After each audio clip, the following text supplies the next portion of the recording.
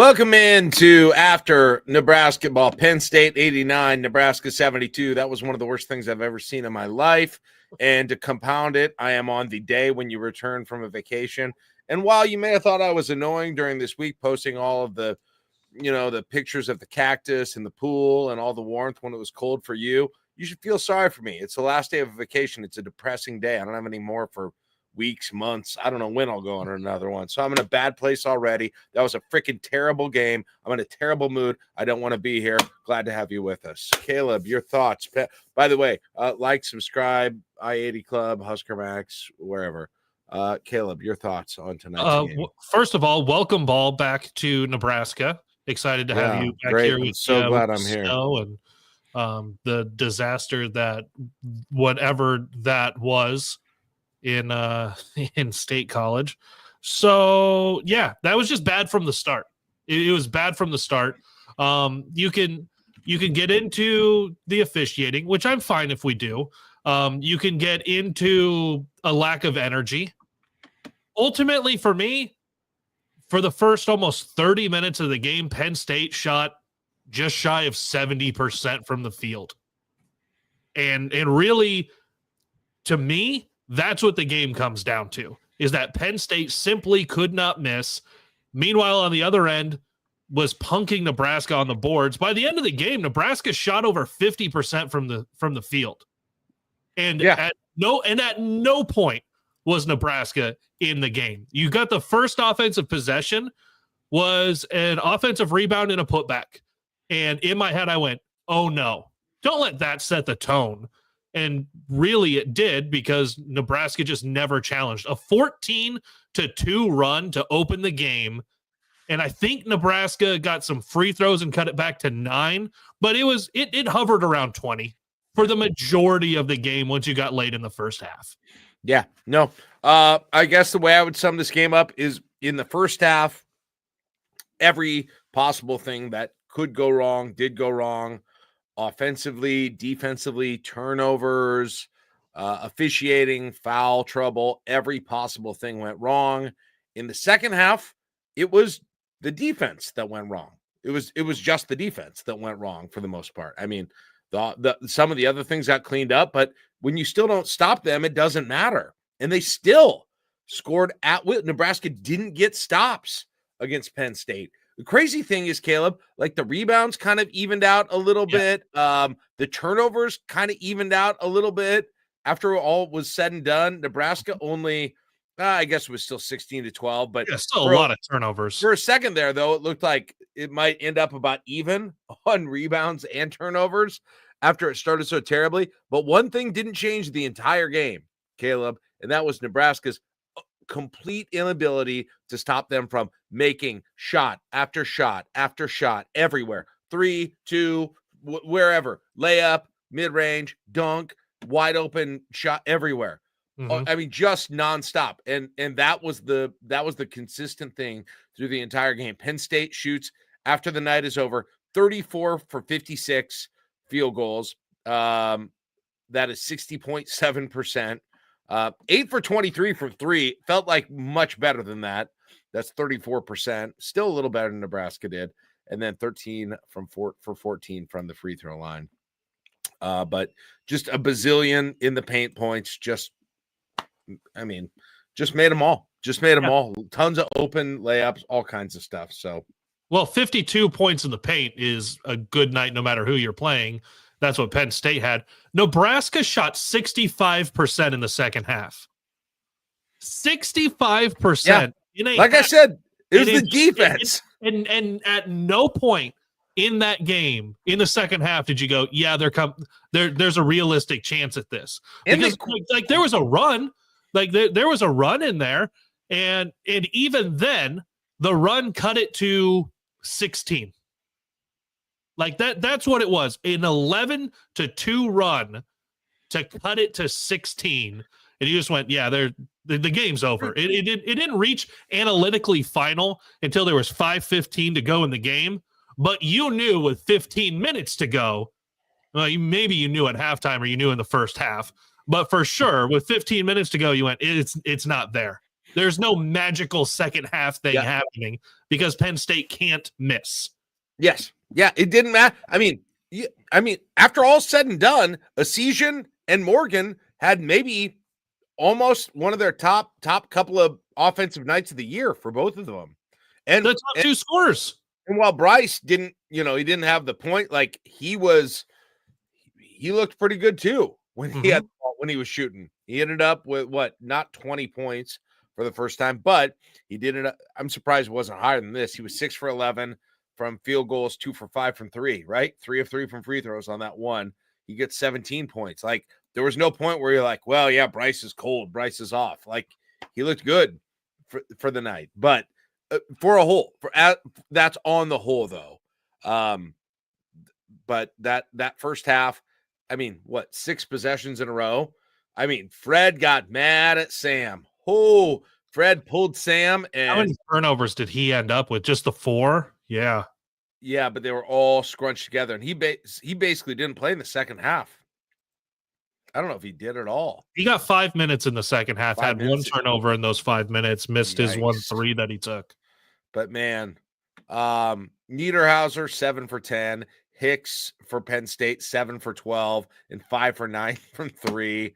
Dunn 7 for 9 field goals, 3 for 5 for 3. I mean, just career nights for the entire Penn State offense, or a bunch of them.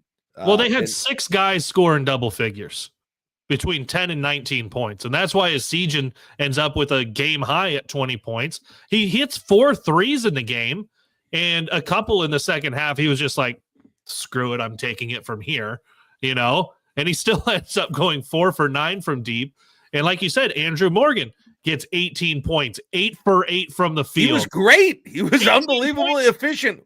If he hadn't been in foul trouble, it might have helped in the first half a little, but it wouldn't have changed the game. But it's something you don't know. Maybe he gets things going. But you're right on Bryce, and you said this on social media.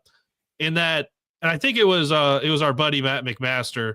It said took like in the first 13 minutes, Bryce Williams had 2 shots. It can't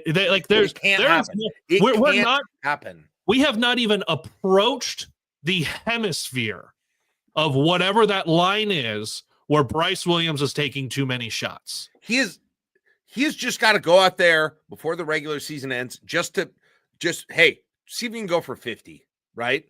Like, just do it. Let's see what happens. Mm-hmm. Because the way he is hitting those mid-ranges right now, he is shooting those as good as he ever has in his career over the last couple of weeks. He's still not shooting enough. He's still not driving near enough, Kaleb. That to me is the big one. That is absolutely the biggest one. Because you have you finish with 11 shots, right? You talk about 11 shots. He took 6 shots inside the arc. 6 inside the arc. He ends up with 3 free throws. And that was one of the things. Yeah, you can go back and forth on the free throws. And 3 of those were mid-range jumpers. I think he made all of them. Yeah, and he takes mid-range jumpers really, really well. Oh, he's so good. Yeah. Not just me, but this team needs Bryce to get to the rim, because when he's getting to the rim, he's drawing fouls. And there was the foul disparity and the free throw disparity in the first half. And a big part of that, to me, was that Penn State was spending more of their offensive possessions getting to the rack, and Nebraska simply was not. There's the other fouls that add up, and then you're in the bonus and you're taking more free throws. All of that adds up. But if Bryce Williams is not going to attack the rim and make those calls happen, then you're not going to get to the free throw line as much. And he needs to be taking double-digit free throws every game. There was someone attacking the rim in the first half, and it was Juwan Gary, and it didn't ever work. It didn't ever work the entire game. He didn't really go to the line.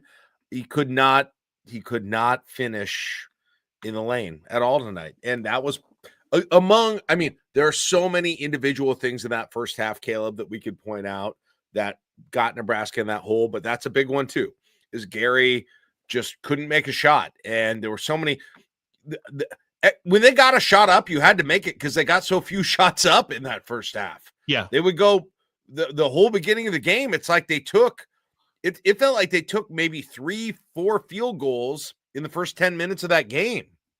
You had the Morgan basket interference or goaltending, right? Yeah. But I remember watching that game, and I was like, man, I don't think Nebraska's had a 2-pointer actually go through the hoop yet in this game about 7 minutes into the game. Right. It was crazy. I think it was Nebraska was 2 for 5 on layups in the first half. I can't believe it was that good. It felt like Gary missed a million of them. Well, and his may have been just outside of where that arc for counting as a layup. So Nebraska ends up 2 for 5. In the second half, it was 9 for 12, and also there was a dunk. The second half had so much more activity at the rim, not 3 feet, 4 feet from the rim, where you're seeing Gary get into kind of the drawing a foul or there's contact and there's a miss. These are at the rim, layups and dunks. And you had 13 of those in the second half compared to 5 in the first. Yeah. No, the first half, every legit offense, turnovers, defense, rebounding, shot selection, officiating, foul trouble. I mean, I don't know what I'm forgetting else that could have went wrong that did go wrong. All of that went wrong the first half. The second half, you could really narrow it down to defense. It was just you never got to stop. Yeah. Man, you just couldn't get a stop. And the amount of wide-ass open three-pointers and dunks Penn State still got in that situation was incredibly concerning. But who knows where Nebraska was, how exhausted, how sick, how injured, all of those things they are after this whole thing. Now, all of that said, do I sound like I'm celebrating this performance tonight? Not one bit. It was miserable. It's shocking how low this team's floor is. All of that said, this game is not ending the season. Grab a hold of yourself, you freaking weirdos. This game does not end the season. Oh, my gosh. Get a grip on your life if you're saying that right now. Well, and there are people that I'm seeing, because I wrote a game recap. You can find it at huskermax.com, the links for all of that. And the responses when I post it to Twitter or Facebook or specific Facebook groups, Blue Sky, whatever, the responses are, bye-bye NCAA tournament. Why? Why would this single loss in where everything else is built to the – you and I will talk a lot more on Friday on the brunch show on our confidence rating for the team getting back to the NCAA tournament, back-to-back years for the first time in 30 years. But there is no way with the resume that this team has built that this single loss, as bad as it is, to not contend at all with last place in the Big Ten Penn State, who is on a 7-game slide, this game does not end Nebraska's tournament hopes because of everything else Nebraska has done this month. The amount of weirdos who said that to me tonight was just driving me. I can't believe there's something that made me more annoyed with the way that Nebraska played tonight. That almost did. Was just like, well, season's over now. I mean, have you seen this season? Have you seen? It's like you just got dropped. You were just born today during the first half of that game, if you think that. Because how many times? And listen, we can all agree on this. Nebraska's floor is oddly low for a team that will still, and I will say it, will still probably make the NCAA tournament. They're as low as, it's lower than a whole bunch of teams that Nebraska's rolled out there over the last 10 years. Yeah. It is low. It's unbelievably low. That said, their ceiling is also probably a little higher than a bunch of those teams too. Mm-hmm. But listen, they've got to find 2 more wins. 3 would be great, but they probably got to find 2 more wins. Michigan at home, and like you said, we'll do this a whole lot more on Friday. But Michigan, Minnesota, Iowa at home at Ohio State. But no, I'm not ready to turn in the towel. I'm super annoyed with this because you get this one, man. You are really in a great spot. You are on the verge of being locked up, maybe with a win, maybe 2.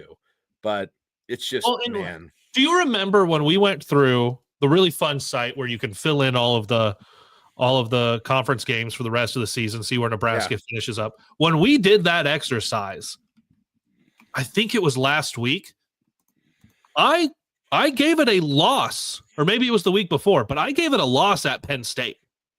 Yeah. When we were doing that exercise, and we still got Nebraska to 20 wins based on the schedule. And now you look at what's left, Michigan, Minnesota, and Iowa at home, at Ohio State. You can look at that and say, yeah, you should beat Minnesota. You should beat Iowa. Well, there's two. Can you find one of those others? Right. But if your take is the way they played in the first half against Penn State will be the way they play the rest of the year, which is some people's take for whatever reason, because they haven't watched the entire season. Okay. That's sure. Fine. If that's your entire basis for how they'll play every single game, you're right. I don't think they'll make the NCAA tournament. Right. If they play if that's now who they are. Yeah, you're right. Yeah, that's a great call. If they play like they played in the first half, you're right. They probably aren't going to make the tournament. But if you've been watching this season, it never holds true. The highs don't stay high and the lows don't stay low, and they'll continue not to do that, I believe. But and if you watched this team only during the 6-game losing streak, you said if they play the way they are in X game, whatever it is, they're not going to go to the NCAA tournament. You're right. But then they ran off a few in a row. And they've had some comeback wins. And there's still opportunities in front of this team. If Nebraska plays like they did in the second half at Washington, they'll never lose again. We can play this game either way. But I didn't feel that way, nor did anyone. But yeah, you're exactly right. You're exactly right. If we extrapolate, the second half against Northwestern, that's the team, right? That's the team you're going to get all year. Oh, really? Just overcoming 20. I mean, save it, please. Save it. I mean, you got people just dying to be, you still have a weird subset of fans dying to have this season be a case study for firing Fred. And it's just, I'm done. Done. Here's my question for you. As you were able to take it in a little bit the other night. And obviously you were back in time to not be poolside watching this game. Is the absence of Berke Buchtengel for you like this big of a deal? That it just looks really tough for those guys inside? It looks like I didn't expect this, Kaleb, to be honest. I didn't think it would be that big a deal, and I'm not sure, but holy cow, the rebounding is rough. It is so rough. And it was in the first half, especially of both of those games. It did get better in the second half in both of them. But man, they are getting that. I mean, they are not getting rebounds on balls where the other team looks dead to rights to get them. Yeah, a whole bunch. When Mia is in there, a little less so when Morgan is in there, but even they got big rebounds against Northwestern late in that game, and I felt like Essesian was getting a bunch of them. The bigs are not rebounding like they should. I don't know, man. There's a lot going on there, but maybe I underestimated what his value was specifically when it came to rebounds, but it will be good if they can get him back for this Michigan game on Monday. That will be big given their size. That will be very, very big. But I found a dumb stat. I found a dumb one. So Nebraska ends up with 22 rebounds, only loses the rebound battle 27-22. Braxton Mia played 18 minutes. Andrew Morgan played 17. Both Gary and Bryce played over 30. Who was Nebraska's leading rebounder tonight? Man, I don't know. I'm not probably somebody weird like, I don't know, what, Raleigh Wooster or somebody? Gavin Griffiths with 5. Really? Yeah. Wow. Yeah. Where's Gary? Where is Gary on those? I don't know, man. And people are bashing Mia right now. He had a tough night. On the other hand, they don't beat Northwestern if he doesn't play like he did in the second half against Northwestern. Right. He had a great game in the second half against Northwestern. They don't win that game without him. So again, we said get 1 or 2 on this road trip. You can't they got 1 or 2 on the road trip. Yeah. You would love to be a lot safer than you are now going into this, especially, of course, when you have a performance that is that bad and you worry, could that pop up again? Is this who this team is now? I don't know. Let me see them at home when they're a little more rested and a little more healthy, and maybe with a full squad there and in front of the home crowd. And if that is an absolute disaster again, maybe I'll start to panic a little bit more. I'm just not, I'm not there yet. Now, of course, does this mean like what was it about Penn State tonight when they have been Nebraska's looked so much better against so much better teams? Whether it's at Oregon or whether it's Illinois and Lincoln or whether it's a whole bunch of games this year. Ohio State, I think there's some of it is that the 7, obviously we're going to reference it because it is a statistic in the same way that Nebraska was on a 6-game losing streak. But I think the 7-game losing streak for Penn State was a little bit deceiving in the way that all of this is evaluated, because over those, there was a 2-point loss, there was an 8-point loss, there was a 4-point loss, a 1-point loss. Like, when you go through those games and there's so much that is close and you just don't get over it, and that's what Nebraska had as well. If they flip those, then they would have had a 3-4 stretch instead of an 0-7 stretch. And you're probably looking at this team differently than you are with almost nothing changing percentage-wise, the way anyone scores, any of those things. Like that, I think there's that part of it that it looks bad because the team, well, it looks as bad. Like I will still say it's a bad loss, but it looks worse because of recent events, because of where the Big Ten standings were. Yeah. No, it's a terrible loss. The margin makes it a terrible loss. That's a coin flip game in terms of line, in terms of projections, basically otherwise. But once again, it's the margin of loss that makes it not only worse in terms of the resume, but just so disheartening in terms of the whole thing. And especially because Kaleb, that Penn State cannot, I get it, they're having a bad year. That stadium is an embarrassment. What in the hell is that? If I were the Penn State athletic director, I would be embarrassed to have that on TV every night. Nebraska's had some bad years, man. It ain't ever looked anything like that. It's never looked like that at a women's game.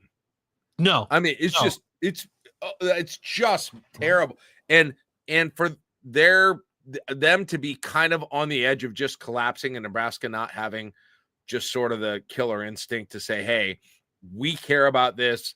They don't. That's unbelievably disappointing, especially in an atmosphere that was essentially I saw as many Nebraska fans as I did Penn State fans at that game. It was unbelievable how that place was. I know this is so much bigger of a conversation than the game that just played out and what's happening this season. But when you look at Penn State and you bring up their athletic director should be embarrassed and their athletic department should be embarrassed. Yeah. That's the support that they're able to drum up.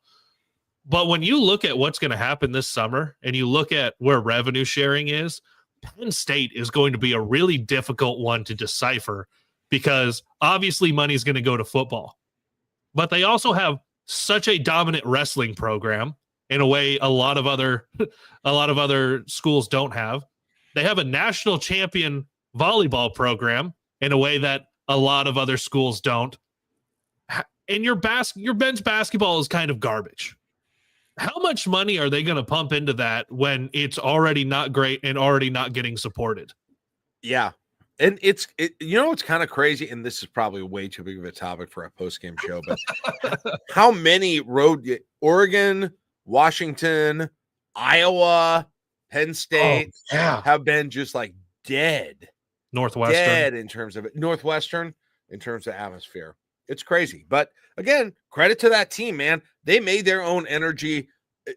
You got to play that style of defense. You have got to have a whole lot of energy to play the way defense that they did. And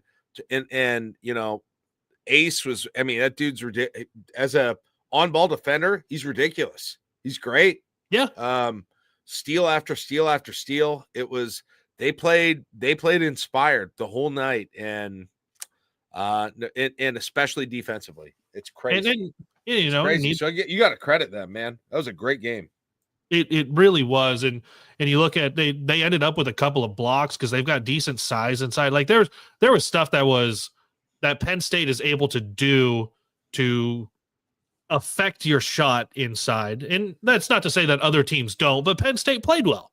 They played well without getting anything from the fans. Think about the number of times that Nebraska at home has been able to feed off of the crowd. The other night when we were talking about how loud it got in Pinnacle Bank Arena because chicken sandwiches were on the line on a free throw. Yeah. It was as loud as I'd heard it in there. That's not what you're getting on the road right now. And I think there's also the disappointment that Nebraska is not necessarily taking advantage of that.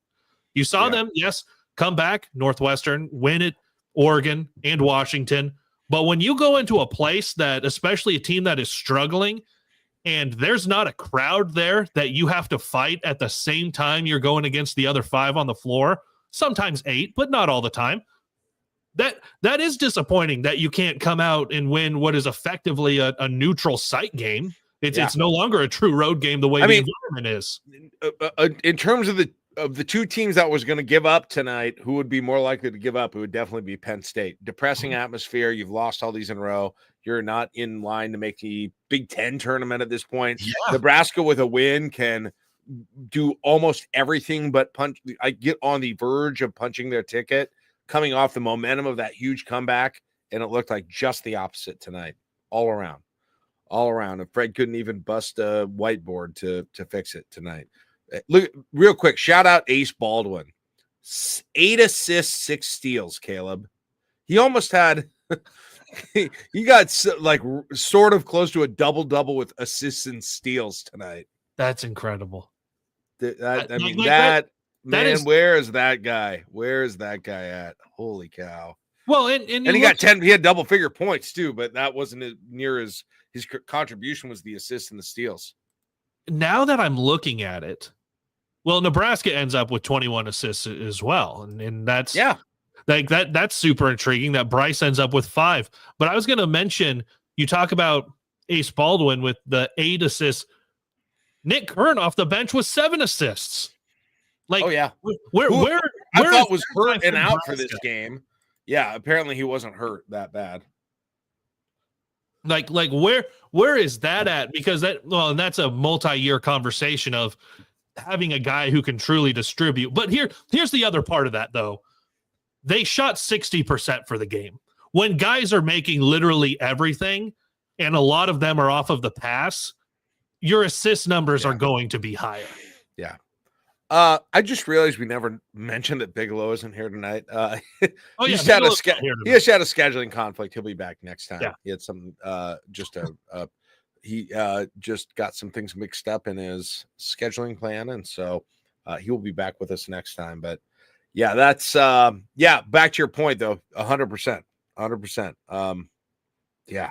So and here's one other thing I wanted to point out real quick, Kaleb. I guess boy, it is interesting. Worcester will be in now, and they brought in Aaron Eulis to run the point, so Worcester didn't have to.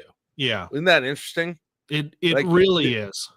And not Eulis had they took Hoiberg out, but I'm not sure bringing Eulis in, even with the turnovers, was any better for Nebraska because Eulis was rough tonight too. He had he was rough, but the box score doesn't look terrible. He did get 4 assists, I guess. No turnovers, 1 steal. Yeah, geez.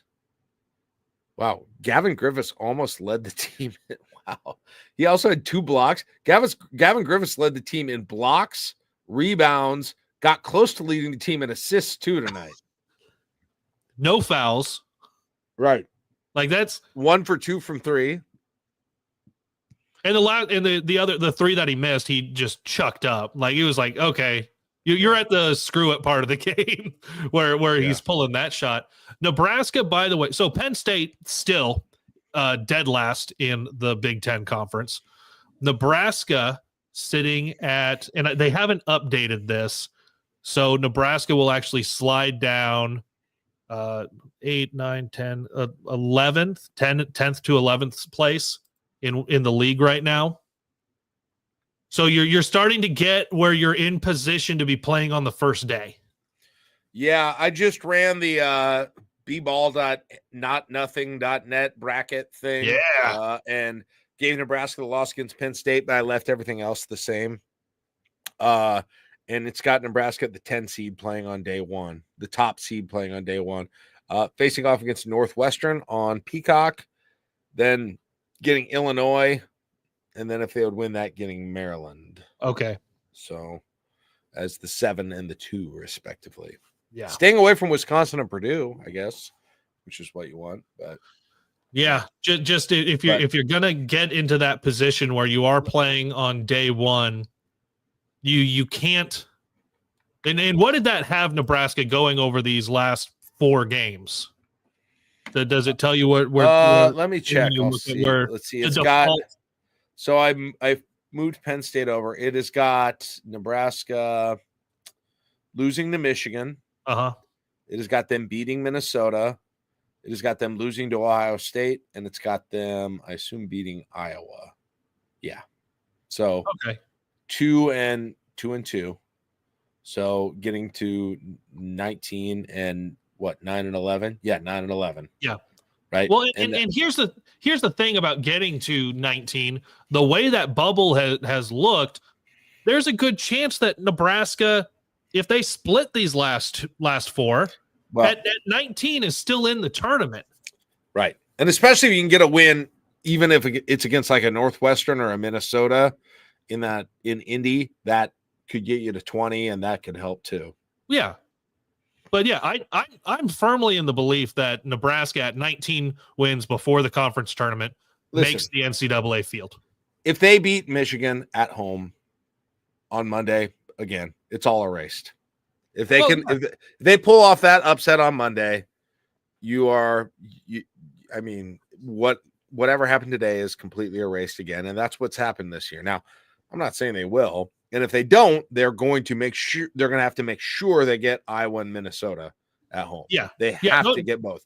But if you have Michigan one, it's almost, let's be totally honest. It is very you would have to have an unbelievable collapse to not make the tournament, I think, if you win that Michigan game. Is that being am I being too positive about that? No, like there are certain games that you've seen on the schedule that you've looked at and went, oh, that kind of erases the way things have gone. And that's what you got when you had Illinois, Oregon back-to-back wins, and then the comeback win at Washington. You're like, it doesn't erase everything, but that 6-game losing streak is it's not even really part of the conversation going forward. Because you erased it, yeah. Yeah, because you were able to do the damage the other way. You beat Michigan, and you don't even care what just happened tonight. It complete, because what were you supposed to do? Well, you were supposed to beat Northwestern, and you're supposed to lose to Michigan. Okay, you win one, you lose one that you weren't supposed to, and you win one you weren't supposed to. Okay, they erase each other, but you have to beat Minnesota. You have to beat Iowa. I think either way on what happens with Michigan, because of the way you have those opportunities at home with those teams. Yeah, you can't. Yeah.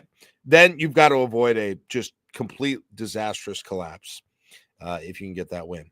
Otherwise, you got to get those 2 for sure, and then maybe still have to get another win in the Big Ten tournament. But we'll see. Probably a good time coming up here for Nebraska to get the weekend off. Don't play again until Monday. That's the Michigan game. Kaleb and I will be back on Friday for After Nebrasketball. We'll delve way further into sort of the NCAA tournament of it all. Yeah, on that game and the rest of the schedule, on that show with the rest of the schedule. And I think we need to figure out, Kaleb, is 19 okay?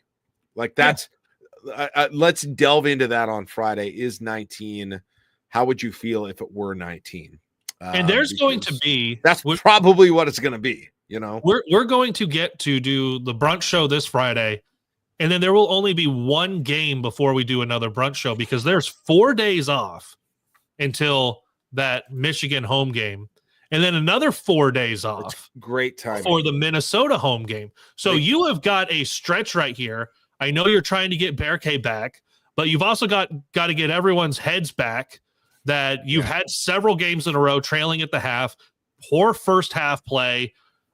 Like there is something here about rest, both physically, clearly, and mentally, to get this team ready to play 3 of 4 at home over this last stretch. I will say this about this game, maybe a final thought tonight. It was, I mean, again, the first half was putrid. There's almost nothing good I can say about the way the team played, or almost any individual, offensively, defensively. Pick your problem. It was there. I didn't get the feeling in this loss, despite how bad it was, like I did in maybe the Purdue and Michigan State games, that Nebraska kind of quit. I didn't really ever feel that in this game. Yeah. I was still shocked at how bad the defense was all the way to the end of the game, but that was a little bit of a different thing, and that's probably a function of the quality of the opponent in those games. But that's a real kind of consolation prize in this whole thing. But I didn't feel that way like I did in some of the other blowouts. But again, they're gonna have to bounce back. And see if they can get it on Monday night against Michigan. That all of a sudden has become, it's become a real crossroads in the season. You go two directions there. It gets really easy or it gets really hard if you win that game on Monday. So right. And it's a big opportunity. It's going to have the whole nation. I mean, on Monday night, FS1. Very few. Oh, is it FS1? There are very few other games on. Big 12 still plays big Monday games, but Monday night is not a big night of games. It's the only Big Ten game on that night. There'll be a lot of eyes on Nebraska, Michigan that night. And so if they can, again, they win that game, they can make things feel pretty good in terms of making it. And if they lose it, they have then put the pressure on themselves for the rest of the year. So Nebraska is going to bounce around these last 4, by the way. Hosting Michigan on FS1, hosting Minnesota on Big Ten Network, at Ohio State on Peacock, hosting Iowa on Big Fox. Yeah. And, oh, man, one thing I don't want to do is leave it up to that Iowa game and having to get that one, because you just know Iowa is going to freaking shoot so well from 3 in that game. It's just it's the same thing that you saw in football for several years. Yeah. Don't leave that win up to the Iowa game. And now, of course, Minnesota, by the way, as someone mentioned much earlier in the show, they're looking like the best they have all year. They went and got both those games on the West Coast. So, like it's hard. Yeah. To go win on the West Coast. Right. All right. Well, thank you, everybody, for hanging out with us tonight. Sorry I was in another crappy mood after a loss and getting back for vacation, but we did it. And Friday it'll be a good spot, Caleb. I really look forward to delving into it after we have kind of like the immediate aftermath of this loss past us and take a look at all of the implications. Is 19 enough? What do the different scenarios look like? What does the Big Ten tournament look like? Is Nebraska have a shot at not playing on that first day? Are they likely there? We will delve into all. And then kind of what's the bubble look like around Nebraska? And we're probably in the time of the year now, Caleb, where if you're interested, if you're a person who likes to cheer for other games and how they impact Nebraska, you're probably in the time of year now where that's probably appropriate. So, well, yeah. And I think that's part of the conversation of, is 19 enough? Because it's so dependent on what is happening around Nebraska on the bubble. Yes. So there you go. Thank you, everybody, for joining us. If you just joined us late, don't forget we are always doing this after the games the rest of the year. Normally we have Jacob Bigelow with us, but if you want to make sure you're getting notified of them, like, subscribe, set notifications on either the Husker Max or the I-80 Club page that you're watching us right now. And we have a lot of other things on here, so feel free to click around, check those out. If you want to be a part of our live studio audience we converse with during the shows, you can go to patreon.com/I-80 Club. Be a patron, support us. You get a whole bunch of unlocked private shows for the I-80 Club. And Caleb, you got some new stuff that you've been doing on the Husker Max side of things too.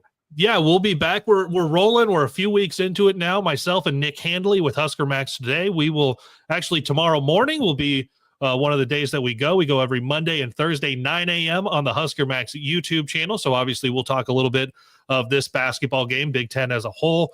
Baseball going into a big weekend at Louisiana and the Ragin' Cajuns. Softball obviously rolled last week, so a lot to get into. We spent all of Monday talking about Greg Sharp. So if you missed any of that, you can get it on the Husker Max YouTube page, as well as Spotify, Apple, anywhere that you get your podcast. Jack, though, for you guys with the I-80 Club, you still have a lot to happen over the next few days. Yeah. Let's see. Tomorrow night, for those who are members, we do our I-80 live show. So if you haven't been catching those, Josh and I do a show Wednesday and Saturday just for members. That's what you get if you become a patron. So we'd love for you to do that. We'll do our I-80 live. We'll probably talk some football, some basketball, vacation, other things coming up on Thursday. And then Friday, of course, Kaleb and me with the brunch show at 11 o'clock on Friday. Saturday, Josh and I will be back for Saturday morning coffee. That happens at 9:30. It's kind of our signature show. Again, you can see that if you're a patron of the I-80 Club. Patreon.com/I-80 Club. Plus, it honestly just kind of helps us be able to do this. Otherwise, we probably couldn't make it go. So thank you so much for that. Volleyball state tomorrow as well. Oh, God. Yeah, that was the one you were wanting me to point out, too. Yes, special interview on volleyball state on the I-80 Club. So, yes, if you have not caught what Jeff and Lincoln are doing with volleyball state, they're going to have more and more content, and we're going to have some special announcements with them coming up very soon, too. Ooh. So stay tuned for that. All right, that's it for the show, everybody. Thank you for joining us. We will see you coming up Monday night, hopefully a much happier show, much more celebratory, and Kaleb, Jacob, and I will join you then. See you later. Bye-bye. Bye.